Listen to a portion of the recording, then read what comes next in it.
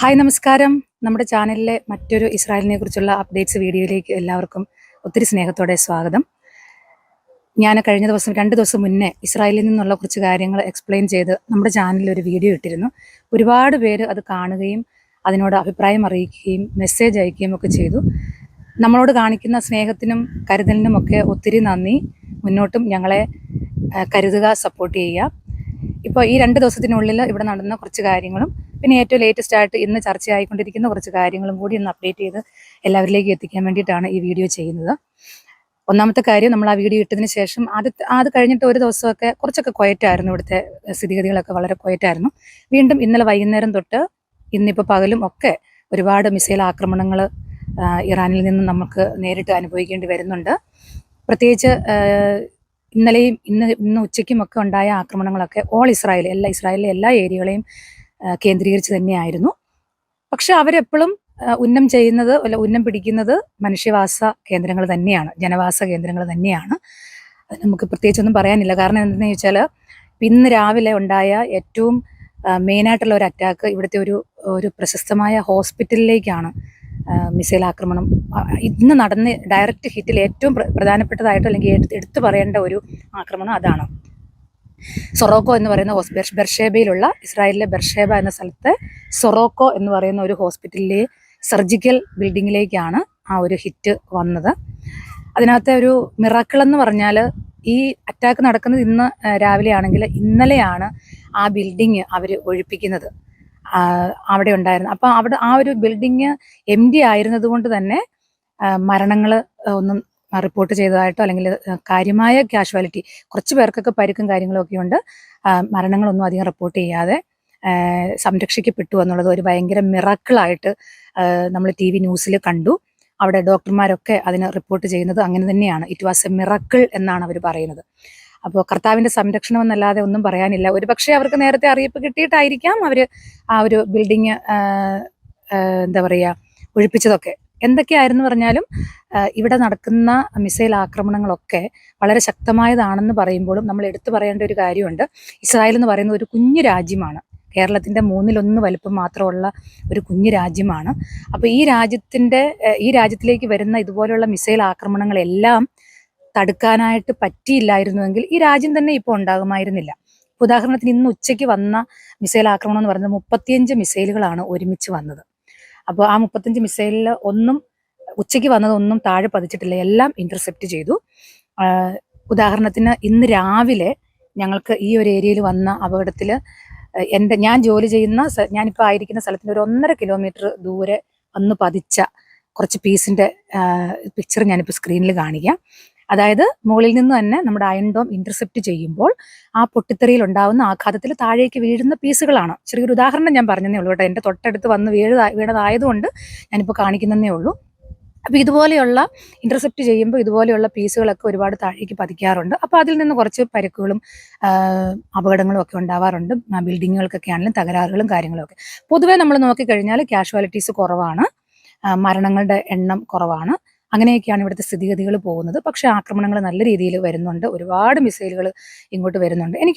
ഞാൻ ഇന്ന് രാവിലെ ചിന്തിച്ച ഒരു കാര്യമാണ്, ഞാനിപ്പോൾ ഈ പിക്ചറിൽ കാണിക്കുന്ന ഈ ഒരു പീസില്ലേ, നിങ്ങളൊന്ന് നോക്കിക്കുക, അതിൻ്റെ നിർമ്മിതിയൊക്കെ ഒന്ന് നോക്കിക്കുക. ഇതിപ്പം ടൺ കണക്കിന് ഭാരമുള്ള ഒരു മിസൈൽ താഴേക്ക് വീഴുമ്പോൾ അതിലുള്ള ഒരു ചെറിയ പീസ് മാത്രമാണിത്. ഇതുപോലെയുള്ള എന്തോരം സാധനങ്ങൾ കുത്തി നിറച്ചൊക്കെയാണ് ഇതിൻ്റെ നിർമ്മിതിയൊക്കെ എന്നുള്ളത് നമ്മളെ സാധാരണക്കാരായിട്ടുള്ള ആൾക്കാർ ചിന്തിക്കേണ്ടിയിരിക്കുന്നു. നമ്മളെപ്പോലെയുള്ള സാധാരണക്കാരുടെ ആ ഒരു ബുദ്ധി വെച്ചിട്ടേ ചിന്തിക്കുമ്പോഴേ നമ്മൾ അങ്ങനെയൊക്കെയാണ് ചിന്തിക്കുന്നത്. നമ്മൾക്കിങ്ങനെ എന്താ പറയുക, ഈ രാഷ്ട്രീയക്കാർ ചിന്തിക്കുന്ന പോലെയോ അല്ലെങ്കിൽ തീവ്രവാദികൾ ചിന്തിക്കുന്നത് പോലെയോ നിരൂപകർ ചിന്തിക്കുന്നത് പോലെയോ അത്രയും ആഴത്തിലൊന്നും നമ്മൾ ചിന്തിക്കുന്നില്ല. നമ്മൾ സാധാരണക്കാരുടെ മനസ്സ് വെച്ചിട്ട് ചിന്തിക്കുമ്പം ഞാൻ അങ്ങനെയൊക്കെയാണ് ചിന്തിക്കുന്നത്. ഇതിൻ്റെയൊക്കെ നിർമ്മിതിക്ക് വേണ്ടിയിട്ട് എത്രയോ ബില്യൺസ് ആൻഡ് ബില്യൺസ് ഡോളേഴ്സാണ് ഈ തീവ്രവാദ ഗ്രൂപ്പുകളൊക്കെ ചെലവഴിക്കുന്നത്. അല്ലെങ്കിൽ ഓരോ രാജ്യങ്ങളും, തീവ്രവാദ ഗ്രൂപ്പുകൾ മാത്രമല്ല എല്ലാ രാജ്യങ്ങൾക്കും ഉണ്ട് ആയുധ നിർമ്മിതിയും ആയുധ ശേഖരണവും ഒക്കെ. നമ്മുടെ ഇന്ത്യ അടക്കമുള്ള എല്ലാ രാജ്യങ്ങളുടെ കയ്യിലും ഉണ്ട് ആയുധങ്ങൾ. അപ്പോൾ ഇതുപോലുള്ള ആയുധങ്ങൾ നിർമ്മിക്കാനൊക്കെ ഇവരൊക്കെ ഉപയോഗിക്കുന്ന ഈ ഒരു ബില്യൺസ് ആൻഡ് ബില്യൺസ് ഡോളേഴ്സൊക്കെ പാവങ്ങൾക്ക് കൊടുത്തിരുന്നെങ്കിൽ എത്രയോ രാജ്യങ്ങളുടെ പട്ടിണിയൊക്കെ ഒഴിഞ്ഞു പോയേനെ അല്ലേ. ഏറ്റവും ഉദാഹരണത്തിന് നമ്മൾ ഗാസയിലെ ജനങ്ങളെ ഉപദ്രവിക്കുന്ന കാര്യം പറയുന്നുണ്ട്.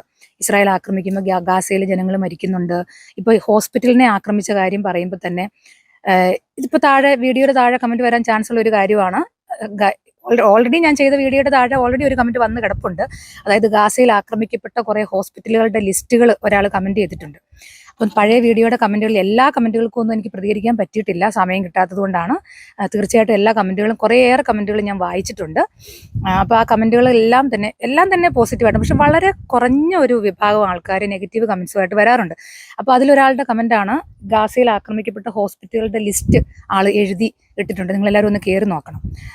നമ്മൾ കിട്ടുന്ന അറിവുകൾ വെച്ചിട്ടും സോഴ്സുകൾ വെച്ചിട്ടും ഒക്കെ നമുക്ക് പറയാനുള്ളത് ഇത്രയേ ഉള്ളൂ. ഗാസയിൽ ആക്രമിക്കപ്പെട്ട ഹോസ്പിറ്റലുകളൊന്നും ഹോസ്പിറ്റലിൽ മാത്രമായിട്ടല്ല പ്രവർത്തിച്ചിരുന്നത്. അതിൻ്റെയൊക്കെ താഴെ ആയുധ ശേഖരണങ്ങളാണ് ഉണ്ടായിരുന്നത്. അപ്പോൾ ഈ ആയുധ ശേഖരണങ്ങൾ ഉള്ള സ്ഥലങ്ങളാണ് എപ്പോഴും ഇസ്രായേൽ ലക്ഷ്യം വെക്കുന്നത്. ഇവിടുന്ന് അങ്ങോട്ട് ആക്രമണം നടത്തുന്നതിന് മുമ്പേ തന്നെ ഇസ്രായേൽ അറിയിക്കാറുണ്ട്. ജനവാസ കേന്ദ്രങ്ങളാണെങ്കിൽ, അല്ലെങ്കിൽ ആശുപത്രിയിൽ രോഗികളുണ്ടെങ്കിൽ രോഗികളെ അവിടുന്ന് ഒഴിപ്പിക്കണം, അവിടുന്ന് ആളുകളെ ഒഴിപ്പിക്കണം എന്ന് പറഞ്ഞ് നേരത്തെ നിർദ്ദേശം കൊടുത്തതിന് ശേഷമാണ് ഇസ്രായേൽ അങ്ങനെ ഒരു ആക്രമണത്തിലേക്ക് പോകുന്നത്. പക്ഷെ ഇങ്ങോട്ടേക്ക് അതൊന്നും നമ്മൾ പ്രതീക്ഷിച്ചിട്ട് കാര്യമില്ലല്ലോ. മുഖത്തേക്ക് വെയിലടിക്കുന്നുണ്ട്, ഇച്ചിരി ഒന്ന് മാറിയിരുന്നാണേ. കഴിഞ്ഞ ദിവസം ചെയ്ത വീഡിയോയുടെ താഴെ ആരോ കമൻറ്റ് ചെയ്തിരുന്നു, സേഫ്റ്റി റൂമിൻ്റെ ഉള്ളിൽ ഇരുന്നുകൊണ്ട് ആർക്ക് എന്ത് വേണമെങ്കിലും പറയാൻ പറ്റുമെന്നൊക്കെ. അതുകൊണ്ടാണ് പിന്നെ പുറത്ത് ഇരുന്ന് വീഡിയോ ചെയ്യാമെന്ന് വിചാരിച്ചത്. അപ്പോൾ പറഞ്ഞു വന്ന ഇത്രയേ ഉള്ളൂ. അപ്പോൾ ഈ ഹോസ്പിറ്റലുകളെയൊക്കെ കേന്ദ്രീകരിച്ച് ആക്രമണങ്ങൾ നടത്തുമ്പോൾ ഒരു പക്ഷേ ഇവർക്കും മെസ്സേജുകൾ കിട്ടിയിട്ടുണ്ടാവാം. അറിയാമല്ലോ, ഇവരുടെ ഒരു സിസ്റ്റവും കാര്യങ്ങളും, ഡിഫൻസ് സിസ്റ്റവും എല്ലാം നമുക്കറിയാം. അവർക്ക് ഒരുപാട് രഹസ്യ അന്വേഷണ ഏജൻസികളൊക്കെ ഉണ്ട്. ഒരു പക്ഷേ അവർക്ക് നിർദ്ദേശങ്ങൾ കിട്ടിയിട്ടുണ്ടായിരുന്നിരിക്കും. അതുകൊണ്ടായിരിക്കും കൃത്യമായിട്ട് ആ ബിൽഡിങ് തന്നെ ഒഴിപ്പിച്ചതും ഒരാൾ പോലും മരിക്കാതെ അല്ലെങ്കിൽ മരണങ്ങൾ റിപ്പോർട്ട് ചെയ്യാതെയും ഇവിടുത്തെ സിറ്റിസൻസിനെ അവർക്ക് രക്ഷപ്പെടുത്താനും പറ്റിയത്. അപ്പോൾ പറഞ്ഞു വന്ന ഇത്രയേ ഉള്ളൂ. ഗാസയിൽ ആക്രമിക്കപ്പെടുന്ന അല്ലെങ്കിൽ മറ്റു സ്ഥലങ്ങളിൽ ആക്രമിക്കപ്പെടുന്ന ഹോസ്പിറ്റലുകളാണെങ്കിലും മറ്റു പല കേന്ദ്രങ്ങളൊക്കെ ആണെങ്കിലും അതിൻ്റെ എല്ലാം താഴെ ആയുധ ശേഖരണങ്ങളുള്ള സ്ഥലങ്ങളാണ് ഇസ്രായേൽ ആക്രമിക്കുന്നത്. അത് ആക്രമണം നടത്തുന്നതിന് മുമ്പ് കൃത്യമായ അറിവ് കൊടുത്ത് ജനങ്ങളെ അവിടുന്ന് ഒഴിപ്പിക്കണം എന്ന് നിർദ്ദേശം കൊടുത്തതിന് ശേഷം മാത്രമാണ് ഇവിടുന്ന് ആക്രമണങ്ങൾ നടത്തുന്നത്. അങ്ങനെയാണ് നമ്മൾക്ക് അറിയാൻ കഴിയുന്നത്. പക്ഷെ അങ്ങനെയുള്ള സത്യങ്ങളൊന്നും അല്ല നമ്മുടെ നാട്ടിൽ നിന്ന് നമ്മുടെ ആൾക്കാരെ അറിയിക്കുന്നതും, അല്ലെങ്കിൽ നമുക്ക് കിട്ടുന്ന ന്യൂസുകൾ അല്ലെങ്കിൽ ന്യൂസ് ചാനലുകളൊക്കെ അവതരിപ്പിക്കുന്ന രീതികളൊക്കെ ഒരുപാട് വ്യത്യാസമായതുകൊണ്ടാണ് ആളുകൾ പാനിക്കാവുന്നത്. അപ്പോൾ ഇത്രയും കാര്യങ്ങളൊക്കെയാണ് ഏറ്റവും അപ്ഡേറ്റ്സ് ആയിട്ട് പറയാനുള്ളത്. ഇപ്പോഴും നമുക്ക് സംഗതി ഒരു ശാന്തമായ അന്തരീക്ഷത്തിലേക്ക് പോയി എന്ന് പറയാറായിട്ടില്ല. ഇപ്പോഴും ഇവിടെ നമ്മുടെ കഴിഞ്ഞ ദിവസം നമ്മൾ പറഞ്ഞ പോലെ തന്നെ റെസ്ട്രിക്ഷൻസ് ഒക്കെ ഉണ്ട്. ഓരോ ഏരിയയ്ക്കും അതിൻ്റെതായ റെസ്ട്രിക്ഷൻസ് ഉണ്ട്. ഗ്യാതറിങ് പാടില്ല, അധിക ദൂരയാത്രകളൊന്നും, ആവശ്യമില്ലാത്ത ദൂരയാത്രകളൊന്നും പാടില്ല. എല്ലാവരും അവരവരായിരിക്കുന്ന സേഫ്റ്റി അല്ലെങ്കിൽ പ്രൊട്ടക്റ്റഡ് ഏരിയയുടെ അടുത്ത് തന്നെ ആയിരിക്കണം എപ്പോഴും ഉള്ളത്. അലാറം കേൾക്കുമ്പോൾ നമ്മൾ സേഫ്റ്റി റൂമിലേക്ക് പോകണം. പുറത്തിറങ്ങാൻ അനുവാദം തന്നുകൊണ്ടുള്ള മെസ്സേജ് തന്നതിന് ശേഷം മാത്രമേ നമുക്ക് പുറത്തിറങ്ങാൻ പറ്റുള്ളൂ. അങ്ങനെയൊക്കെ തന്നെയാണ് ഞങ്ങൾ പോകുന്നത്. ഞങ്ങളെല്ലാവരും ഞങ്ങളുടെ വീടുകളിൽ തന്നെ കഴിയുന്നു കൂടുതലും. പിന്നെ പുറത്തിറങ്ങേണ്ട ആവശ്യത്തിന് അത്യാവശ്യം പുറത്തിറങ്ങാനുള്ള സ്വാതന്ത്ര്യമൊക്കെ ഉണ്ട്. അങ്ങനെ തീരെ ഒരു അടിയന്തരാവസ്ഥ എന്ന് നമുക്ക് പറയാനില്ല. അതാണ് ഇപ്പോഴത്തെ നിലവിലത്തെ സിറ്റുവേഷൻ. ഇനിയും ഇന്ന് രാത്രിയിലോ അല്ലെങ്കിൽ നാളത്തെ കാര്യങ്ങളൊക്കെ എങ്ങനെയാണെന്നുള്ളത് നമുക്ക് അറിയാൻ പറ്റത്തില്ല. പിന്നെ ഏറ്റവും ലേറ്റസ്റ്റ് ആയിട്ട് എനിക്ക് ഒരു കാര്യം കൂടെ പറയാനുള്ളത്, ഇന്ന് ഉച്ച തൊട്ട് നാട്ടിലെ മാധ്യമങ്ങളിൽ വരുന്ന ഒരു ന്യൂസാണ് ഇസ്രായേലിൽ നിന്ന് ഇന്ത്യക്കാരെ ഒഴിപ്പിക്കുന്നു എന്നുള്ളത്. ഒരിക്കലും അതൊരു നിർബന്ധിത ഒഴിപ്പിക്കലല്ല. അത് കണ്ടിട്ട് ഇവിടെ ഇസ്രായേലിൽ ജോലി ചെയ്യുന്ന ഞങ്ങളെപ്പോലെയുള്ളവരുടെ ഫാമിലികളോ അല്ലെങ്കിൽ ബന്ധുക്കളോ സുഹൃത്തുക്കളോ സ്നേഹിതരോ ആയിട്ടുള്ള അല്ലെങ്കിൽ അഭ്യുദയകാംക്ഷികളായിട്ടുള്ള ആരും അത് കേട്ട് പാനിക്കാവേണ്ട ആവശ്യമില്ല. ഞങ്ങളോട് ആരോടും ഇതുവരെ ഇവിടുന്ന് ഇസ്രായേൽ വിട്ടു പോകണമെന്നൊരു നിർദ്ദേശം ഇസ്രായേൽ ഗവൺമെന്റോ ഇന്ത്യ ഗവൺമെന്റോ തന്നിട്ടില്ല. നേരെ മറിച്ച് ഇസ്രായേൽ എംബസിയിൽ നിന്ന് ഞങ്ങൾക്ക് എല്ലാവർക്കും ഒരു രജിസ്ട്രേഷൻ ചെയ്യാനുള്ള ഒരു ലിങ്ക് ലഭിച്ചിരുന്നു. ആ ലിങ്കിൽ രജിസ്റ്റർ ചെയ്യുന്നതിൻ്റെ ഉദ്ദേശം ഇതാണ്: ഇസ്രായേലിൽ എത്ര ഇന്ത്യക്കാരുണ്ട് എന്നുള്ളത് ഒരു കണക്കെടുപ്പാണ്. നമുക്കറിയാം, ഓരോ ദിവസവും പുതിയ പുതിയ ആൾക്കാർ വന്നുകൊണ്ടിരിക്കുകയാണ്. ഈ ഒരു രജിസ്ട്രേഷൻ ലിങ്ക് പുതിയതല്ല. ഇത് നേരത്തെ മുതലേ നമുക്ക് കൊറോണയുടെ കാലം തൊട്ടേ നമുക്ക് കിട്ടിക്കൊണ്ടിരുന്ന ലിങ്കാണ്. ഇവിടെ ഇസ്രായേലിൽ എത്ര ഇന്ത്യക്കാരുണ്ട്, ഏതൊക്കെ ഏരിയകളിലാണ് അവർ ജോലി ചെയ്യുന്നത്, ആ ലൊക്കേഷൻ ട്രേസ് ചെയ്യാനും ഒക്കെ ആയിട്ടാണ് ആ ഒരു രജിസ്ട്രേഷൻ എന്നതുകൊണ്ട് ഉദ്ദേശിക്കുന്നത്. അങ്ങനെ രജിസ്ട്രേഷൻ ചെയ്യുന്ന ആളുകളിലേക്ക് ഈ എംബസി വേറൊരു മെയിൽ അയക്കുന്നുണ്ട്. ഇപ്പോഴത്തെ യുദ്ധ സാഹചര്യത്തിൽ ഇവിടുന്ന് ആർക്കെങ്കിലും പോകണമെങ്കിൽ, ഇവിടുന്ന് നാട്ടിലേക്ക് പോകണമെങ്കിൽ അതിനുള്ള സ്വാതന്ത്ര്യം എല്ലാവർക്കും ഉണ്ട്. അപ്പോൾ അങ്ങനെ പോകേണ്ട ആവശ്യമുള്ളവർ വേറൊരു ലിങ്കിൽ കയറി രജിസ്റ്റർ ചെയ്തിടുകയാണെങ്കിൽ അവർ ഓപ്പറേഷൻ സിന്ധു എന്ന പേരിൽ ഒരു പ്രോജക്റ്റ് ഉണ്ട്. ഇവിടെ നിന്ന് പോകാൻ ആഗ്രഹിക്കുന്നവരെ ജോർദാനിലേക്കോ ഈജിപ്തിലേക്കോ എത്തിച്ച് കരമാർഗം ബോർഡർ കടന്ന് എത്തിച്ച് അവിടുന്ന് നമ്മുടെ ഇവാക്വേഷൻ ഫ്ലൈറ്റ് വഴി നാട്ടിലേക്ക് എത്തിക്കുന്നതാണ് ഉദ്ദേശിക്കുന്നത്. പക്ഷെ അങ്ങനെ പറയുമ്പോഴും അത് കൂടുതൽ ഉദ്ദേശിക്കുന്നത് ഇവിടെ നിന്ന് ഇസ്രായേലിൽ നിന്ന് ജോലി നിർത്തി പോകാനായിട്ട് ഉദ്ദേശിച്ചിരുന്ന ഒത്തിരി ആൾക്കാരുണ്ട്. അതായത് ജോലി റിസൈൻ ചെയ്ത് ഇവിടുന്ന് എക്സിറ്റായി നാട്ടിലേക്ക് പോകാൻ ഒത്തിരി ആൾക്കാർ ടിക്കറ്റൊക്കെ എടുത്ത് റെഡിയായിട്ടിരുന്ന സമയത്താണ് ഈ യുദ്ധം പുറപ്പെടുന്നത്. അപ്പോൾ അങ്ങനെ വന്നൊരു സാഹചര്യത്തിൽ ഒത്തിരി പേർക്ക് നാട്ടിൽ പോകാൻ പറ്റാതെ ഇവിടെ സ്റ്റക്കായിട്ടുണ്ട്. അങ്ങനെയുള്ള ആൾക്കാർ ഇപ്പം നിലവിൽ ജോലി ഇല്ലാതെയാണ്. കാരണം അവർ ജോലി റിസൈൻ ചെയ്തവരാണ്. ജോലി ഇല്ലാതെ അപ്പാർട്ട്മെൻറ്റുകളിൽ കഴിയുന്നവരുണ്ട്. എംപ്ലോയർമാരുടെ വീടുകളിൽ തന്നെ നമ്മുടെ എയർപോർട്ട് ഓപ്പൺ ആവാൻ വേണ്ടിയിട്ട് വെയിറ്റ് ചെയ്തിരിക്കുന്നവരുണ്ട്. അപ്പം അങ്ങനെയുള്ളവർക്കൊക്കെ നമുക്ക് ഈ ഓരോ ദിവസം ഇവിടെ നിൽക്കണമെന്നുണ്ടെങ്കിൽ നമുക്ക് ഒരുപാട് എക്സ്പെൻസസ് ആവും. നമുക്ക് നമ്മുടെ കയ്യിൽ പൈസ ഉണ്ടാവണം. അപ്പം ഒരു ദിവസം അല്ലെങ്കിൽ ഒരു ദിവസം മുന്നേ നമ്മുടെ നാട്ടിലെത്തുക എന്നുള്ളതാണ്. കാരണം അവർ തീരുമാനിച്ചവരാണ്, ഇവിടുന്ന് നിർത്തി നാട്ടിൽ പോകാനായിട്ട് തീരുമാനിച്ചവരാണ്. അപ്പം അങ്ങനെയുള്ള ആൾക്കാരെ, പോകാൻ ഉദ്ദേശിക്കുന്നവരെ നാട്ടിലെത്തിക്കുക എന്നുള്ളതാണ് മാത്രമാണ് അതിൻ്റെ ഉദ്ദേശം. അല്ലാതെ ഇതൊരു നിർബന്ധിത ഒഴിപ്പിക്കലല്ല. മാധ്യമങ്ങളുടെ കയ്യിൽ എന്തെങ്കിലും ഒരു ന്യൂസ് കിട്ടിയാൽ അതിനെ എങ്ങനെ പൊടുപ്പും തൊങ്ങലും വെച്ച് മറ്റുള്ളവരിലേക്ക് എത്തിച്ച് ആൾക്കാരെ പാനിക്കാക്കാം എന്നുള്ളതാണല്ലോ അവരുടെ ഉദ്ദേശം. അതുകൊണ്ട് അത് കണ്ടിട്ട് ആരും പാനിക്കാവേണ്ട. പ്രത്യേകിച്ച് ഇസ്രായേലിൽ ജോലി ചെയ്യുന്നവരോ ജോലി ചെയ്യുന്നവരുടെ കുടുംബാംഗങ്ങളോ നമ്മുടെ സ്നേഹിതരോ അഭ്യുദയകാംക്ഷികൾ എല്ലാവരും ആരും അത് കണ്ട് പാനിക്കാവണ്ട. ഞങ്ങൾ ആരും നാട്ടിലേക്ക് വരത്തില്ലപ്പാ. നമ്മൾ വന്നിട്ട് എന്ത് കാണിക്കാനാണ്, എന്ത് ചെയ്യാനാണ്? ഞങ്ങൾ എന്തായാലും ഇവിടെ പിടിച്ചു നിൽക്കും. കാരണം ഞങ്ങൾ അത്രയ്ക്കും സുരക്ഷിതരാണ് ഇവിടെ. ഞാൻ പറഞ്ഞല്ലോ, കഴിഞ്ഞ ദിവസവും ഞാൻ പറഞ്ഞു, ഈ വാർ തുടങ്ങിയതിൽ പിന്നെ ഏതെങ്കിലും ഒരു മലയാളിക്കോ അല്ലെങ്കിൽ ഒരു ഇന്ത്യനോ ഒരു പരിക്കേറ്റതായിട്ടോ അല്ലെങ്കിൽ ആരെങ്കിലും മരിച്ചതായിട്ടോ എന്തെങ്കിലും നമ്മൾ കേട്ടോ? ഇല്ലല്ലോ. നിലവിൽ എല്ലാവരും സുരക്ഷിതരായിട്ട് തന്നെയാണ് പോകുന്നത്. ജോലി കണ്ടിന്യൂ ചെയ്ത് പോകാനായിട്ട് ആഗ്രഹമുള്ളവർക്ക് ഇവിടെ തന്നെ നിൽക്കാം.